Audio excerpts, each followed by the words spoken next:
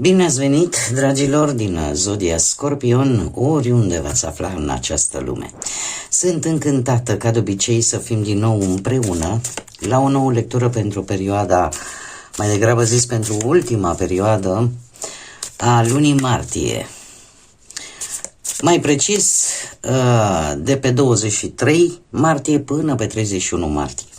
Așa că toți cei care aveți nu doar soarele, ci și luna, Venus sau poate ascendentul în Zodia Scorpion, această lectură este de asemenea și pentru voi și desigur trebuie să vă aduc aminte că este totuși o lectură generală pentru un colectiv mai mare, așa că vă rog să luați doar ceea ce va rezona cu voi.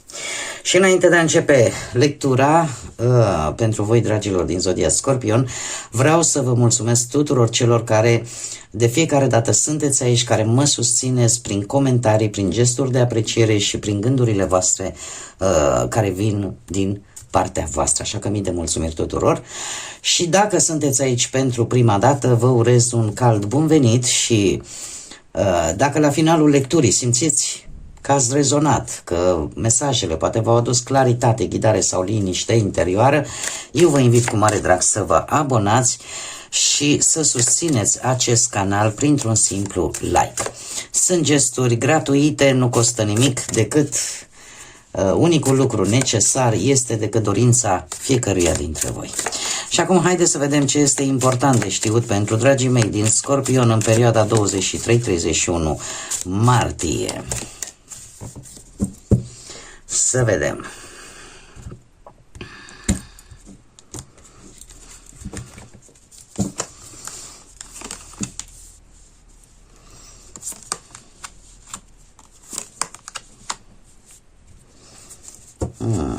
Interesant. Avem Luna și de 2 ori Jupiter. Expansiune. Intuiție, expansiune. Haideți să vedem. Avem numerele 16, 7, 47, 11 și 13 și 49. Poate vă spun ceva aceste numere. Dacă nu, ce pot eu să vă spun? Faptul că se repetă de 2 ori 4 și de 2 ori 7. Asta ce îmi spune? Asta îmi spune că sunteți într-o energie, într-o dorință de a vă stabiliza, de a pune un pic de ordine și a vă organiza viața poate sau o anumită situație. Sunteți mult mai disciplinați, mult mai bine structurați, vă puneți în valoare caracterul practic, perseverența voastră, în așa fel încât să aveți și realizări concrete. Dat fiind faptul că avem aceste 3 cărți din oracolul Belin, care îmi vorbesc, avem casa, desigur avem și insula pustie, să spunem așa, dar avem și binecuvântarea. Ce îmi spun aceste cărți? Îmi vorbesc de, în primul și în primul rând, e o energie totuși pozitivă.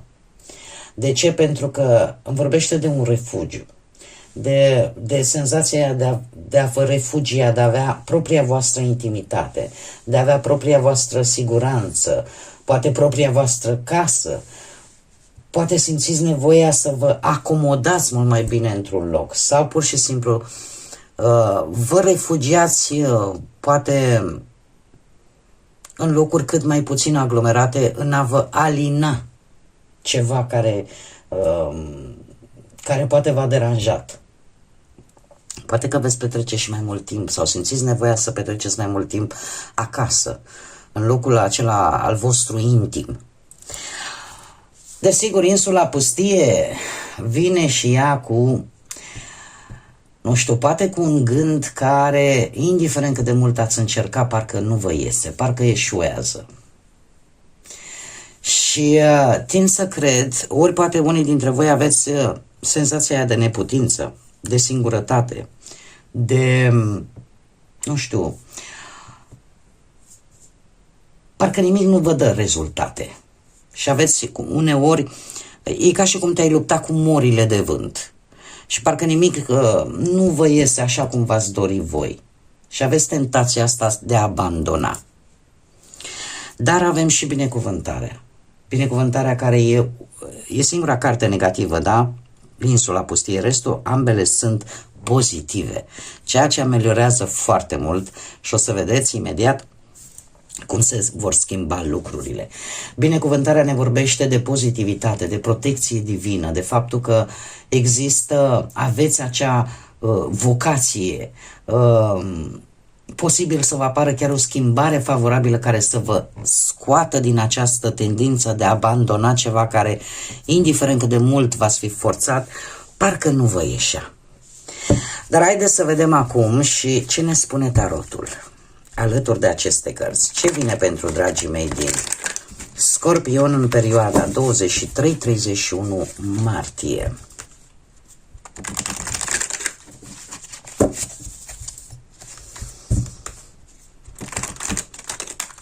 Sunt anumite mici blocaje și lucrul ăsta se vede și din energia cărților.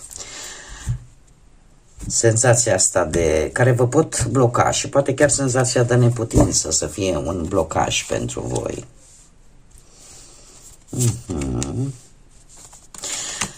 Dragilor, vreau să vă mărturisesc ceva. Pentru cei care poate vă cunoașteți ascendentul, luna, Venus și poate urmăriți și celelalte lecturi, o să vedeți probabil, nu neapărat la toate, dar la majoritatea, este omniprezent acest doi de monede. Apare și la voi. Și aici vreau să fac o mică paranteză. De ce? Pentru că doiul de monede de obicei apare atunci când trebuie să facem niște alegeri. Într-o situație actuală și una care poate schimba totul. Dar de regulă atunci când apare, e clar că trebuie făcută această alegere. Acum, haideți să le luăm pe rând. Avem un 7 de spade, un 2 de monede și un 4 de... și am uitat să pun surpriza pe care o vom dezvălui la finalul lecturii. Și avem un 4 de monede. După cum vedem, se repetă monedele, asta punem foarte mult accent pe partea financiară. Dar noi, haideți să o luăm așa cu începutul și să începem cu partea profesională. Acest 7 de spade îmi vorbește de situația în care simțiți nevoia că trebuie să aplicați o anumită strategie, să fiți poate mai precauți, să gândiți o anumită tactică pentru a rezolva o problemă, poate legată de locul de muncă sau legată de o anumită persoană, un asociat, un colaborator, un șef, un coleg, care simțiți voi că nu prea este transparent cu voi. Sau poate că sunteți într-o situație la nivel profesional care să necesite un pic de discreție, folosirea istețimii și a inteligenței. De asemenea, faptul că avem și casa aici, asta îmi poate vorbi de situația în care vreți să faceți poate o activitate de acasă. Sau poate că n-ar fi rău, tocmai pentru că vedeți că lucrurile nu sunt atât de transparente la locul de muncă, să încercați cumva să acordați, poate să încercați ori o activitate de acasă, ori pur și simplu să acordați un pic mai multă atenție a ceea ce este stabil pentru voi, a ceea ce este concret pentru voi, da? Adică să abordați un pic problema într-un mod mult mai strategic și mult mai inteligent. De asemenea, doiul de monede. Doiul de monede, așa cum v-am mai spus, vorbește de alegeri, de situații în care voi trebuie să alegeți între două opțiuni legate de muncă, că sunt proiecte, că sunt oferte de job, că sunt colaborări. Cumva trebuie să fiți atenți pe ceea ce vă va aduce rezultate, stabilitate. Aveți cu... Din păcate, m-am înșelat, aici avem pe Saturn.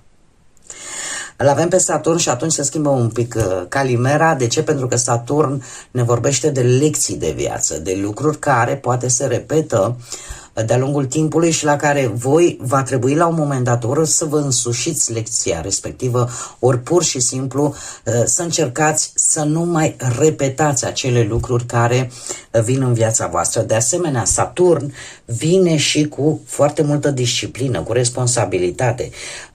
Pe lângă faptul că indică anumite lecții pe care voi trebuie să le învățați, indică și anumite limite, să vă cunoașteți limitele, să știți când să puneți limite dar în același timp să știți să nu vă limitați prea mult pe voi. Dat fiind că avem totuși și acest doi de monede, aș spune că sunteți într-o fază în care chiar dacă vedeți că nimic parcă nu dă rezultate și aveți tendința asta, tentația de a abandona, totuși apare această ofertă, apare această schimbare care vine la rândul său și cu o lecție de viață. De ce? Ori alegeți să rămâneți în situația actuală, ori alegeți să schimbați ceva, să nu mai repetați un anumit lucru legat de partea asta a muncii. De asemenea, avem acest 4 de monede care trebuie să vă spun că îmi vorbește foarte mult de stabilitate. Stabilitate în muncă, în proiectele pe care le aveți. Vreți să vă mențineți poziția actuală, poate să păstrați un anumit loc de muncă pe care îl aveți în acest moment și care probabil că este sigur. Sau pur și simplu vreți să consolidați realizările, dar într-un mod mult mai organizat. Cumva să vă asigurați ceea ce voi ați construit. Vreți să vă protejați acest lucru. Iar faptul că avem și binecuvântare aici, asta îmi spune că acțiunea voastră, chiar dacă ea este singuratică, așa, totuși vă favorizează și schimbări favorabile chiar pot apărea în viața voastră profesională, dar v-am spus în funcție de ce alegeri faceți în această ultimă perioadă de martie. Dacă vorbim de bănuți, pe partea bănuților aș spune că există mare atenție, posibile pierderi sau riscuri ascunse referitoare ori la o înțelegere riscantă, ori la o investiție riscantă, în care cineva cumva posibil să încerce să profite de voi sau de banii voștri, așa că fiți atenți pentru că nu este chiar ceea ce pare a fi la prima vedere. Așa că fiți prudenți pentru că și casa îmi vorbește de prudență, iar asta te ajută foarte mult să-ți menții echilibru financiar și să nu ai probleme. Doiul de monede, desigur, îmi vorbește de un moment de analiză. Analizați ce resurse aveți, ce bani vă intră, ce bani vă ies, să gestionați cumva bugetul foarte atent și să vă alegeți, domne, asta este prioritar, pe asta mă axez și aș mai spune că e posibil de asemenea anumite înțelegeri, acorduri să nu fie îndeplinite. Sau poate un sprijin pe care voi îl primiți și care simțiți că parcă nu vă mai ajunge. O anumită sumă de bani pe care voi o primiți sub forma unui sprijin, sub forma unui ajutor, dar care simțiți că parcă nu vă mai ajunge. Avem și acest 4 de monede. E vorba ori de o sumă de bani de care țineți cu dinții și nu vreți să umblați la ei, posibil să fie niște economii și să știți că prioritar pentru voi în această ultimă perioadă vor fi economiile. De ce? Pentru că încercați pe cât posibil să vă protejați resursele pe care deja le aveți. Probabil că veți fi un pic mai stricți, veți avea un control mult mai strict asupra cheltuielilor pe care le faceți, în așa fel încât să totuși banii să nu vă lipsească. Iar, desigur, binecuvântarea vine și ea la rândul ei cu echilibru, așa că aveți răbdare pentru că încet, încet lucrurile să știți că se vor rezolva și dacă ați avut o situație mai complicată din punct de vedere financiar, cu răbdare se pot și cu economie se pot rezolva. De asemenea, dacă vorbim de partea sentimentală, cei care sunteți deja într-o relație, la voi, dragilor, aș spune cu 7 de spade că Au fost situații în care poate adevărul, nu știu, poate a fost ascuns sau poate a existat așa momente de nesinceritate când poate ori voi, ori persoana de lângă voi nu a spus tot ceea ce a gândit.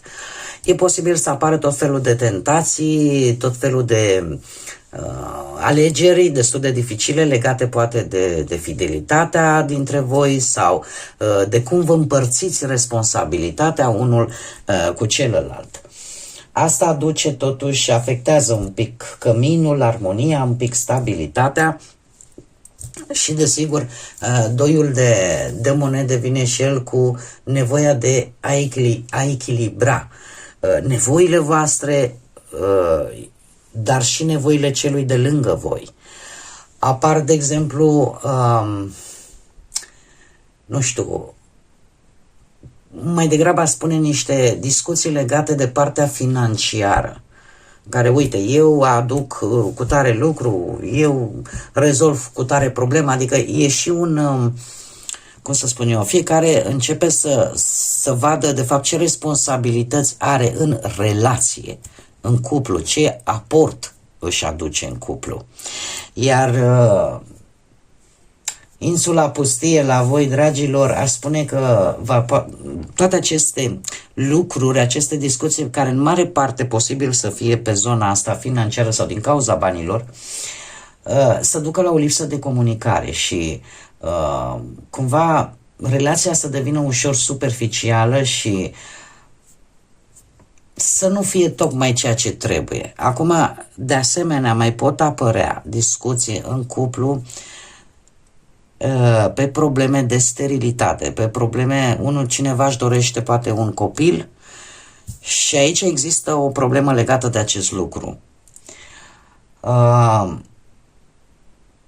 Nu știu, poate ori absența unui copil, ori dificultatea de a avea un copil, să creeze această înstrăinare, această lipsă de comunicare și această însingurare până la urmă.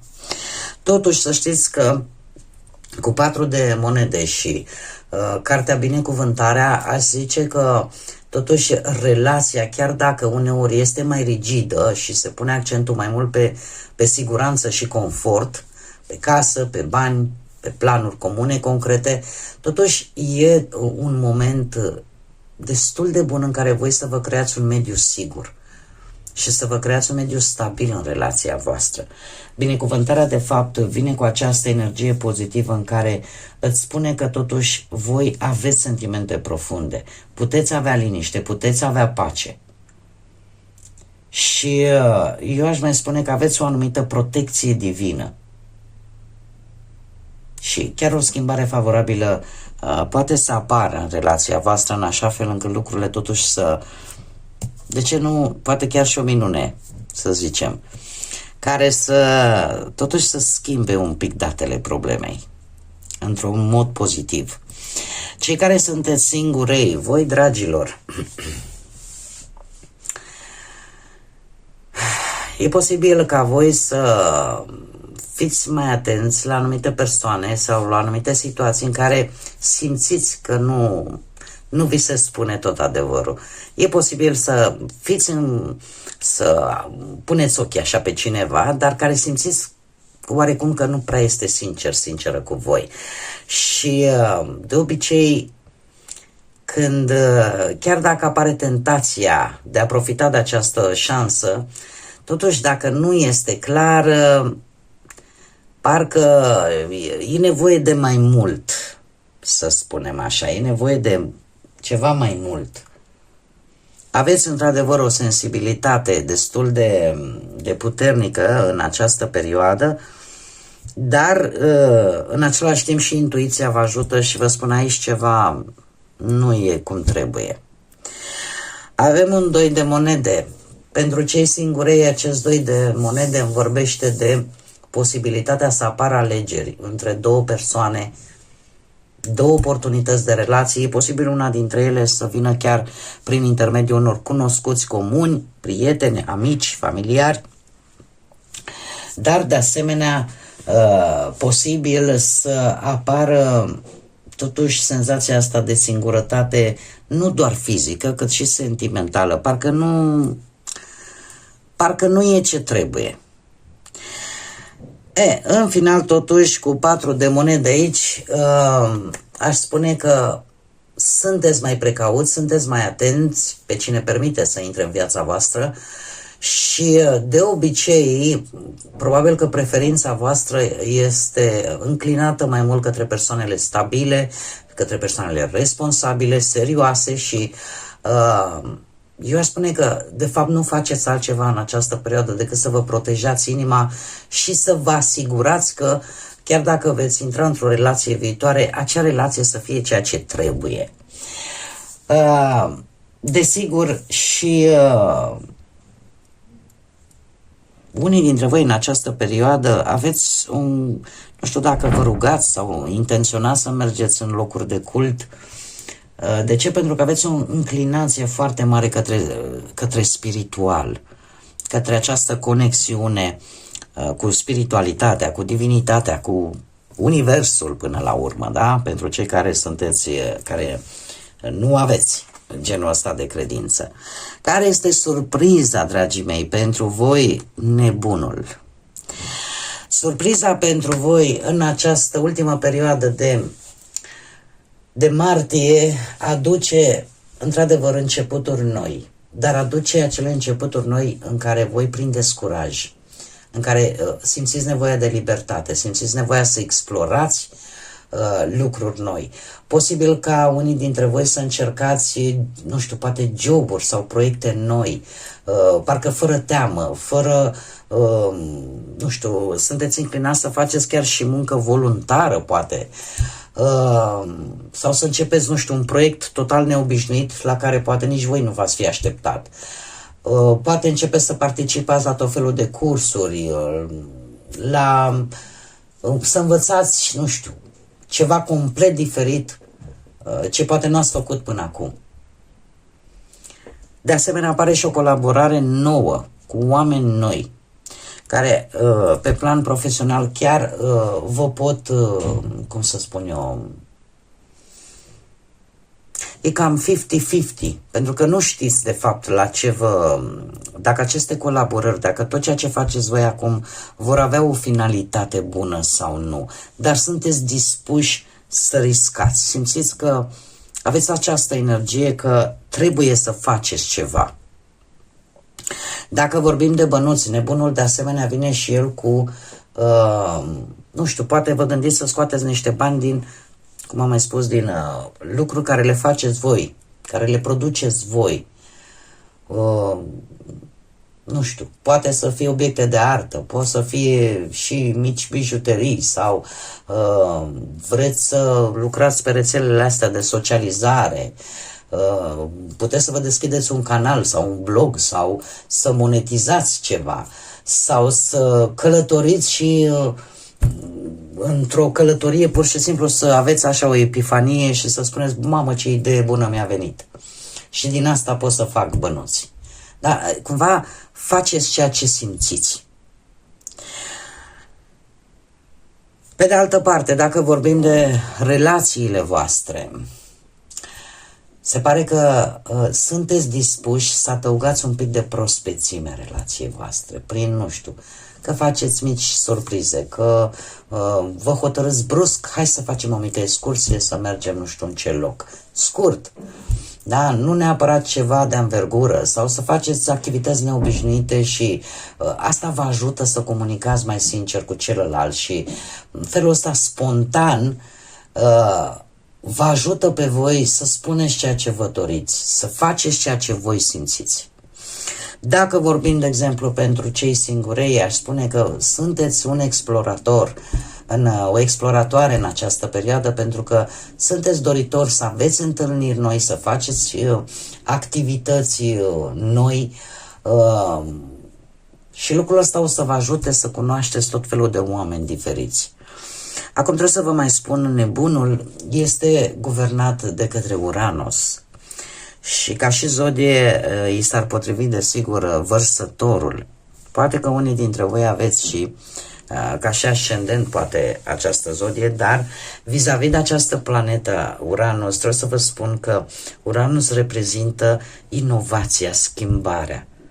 Și influența acestei planete pur și simplu te împinge să fii original, te împinge să fii independent, te împinge, nu știu, să fii rebel, să, cum să spun eu, să te eliberezi de anumite restricții, să probezi ceva nou. Unii dintre voi chiar se pot hotărî în această perioadă chiar să se desprindă de acea parte a familiei pentru a obține ceva care pe voi vă interesează în mod deosebit. Să faceți alegeri și să vedeți ceea ce nu vă corespunde, ceea ce nu este bun pentru voi, să încercați să le lăsați în urmă. Asta ca și energie pe care o aduce Uranus. Haideți să vedem și ce mesaj am, mesaj din partea florilor pentru dragii mei din Scorpion în următoarea perioadă, 23-31 martie. Un mesaj, te rog, pentru dragii mei din Scorpion. Sunt foarte multe, voi lăsa decât prima carte și avem o gură de dragon. Eliberează-te de furie. Și spune așa: ia puterea acelor cuvinte negative, nu le mai pronunța.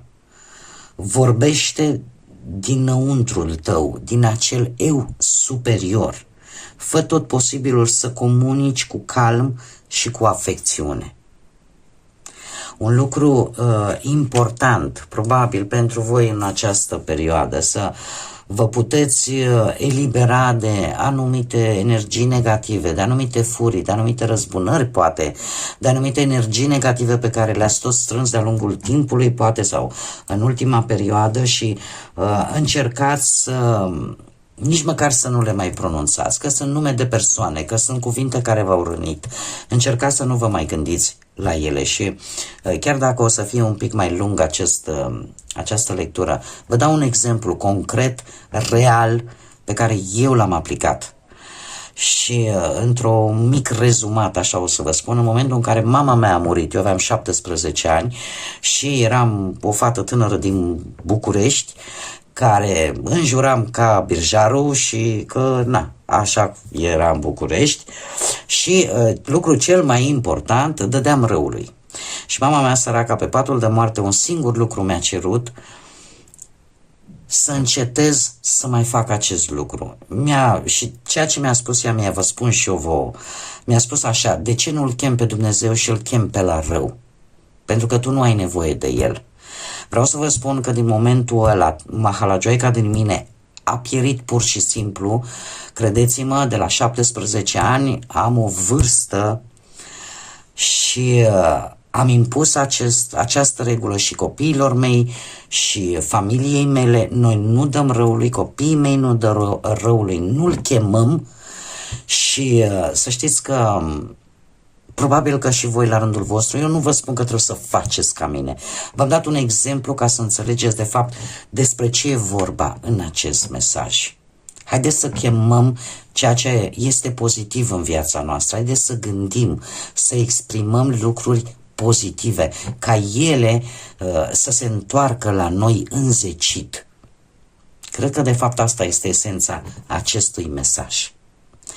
Și chiar dacă probabil o să fie cel mai lung clip, eu cam atât am avut pentru voi, dragii mei, și sper ca această lectură să vă fie adus așa un pic de ghidare, un pic de claritate, un pic de lumină în suflete, în gânduri și desigur vă mulțumesc tare mult că ați fost alături de mine și până la următoarea noastră revedere, nu uitați, suflete frumoase, să zburați înalt, să gândiți luminat și să lăsați atât iubirea, credința și pacea să vă însoțească la fiecare pas.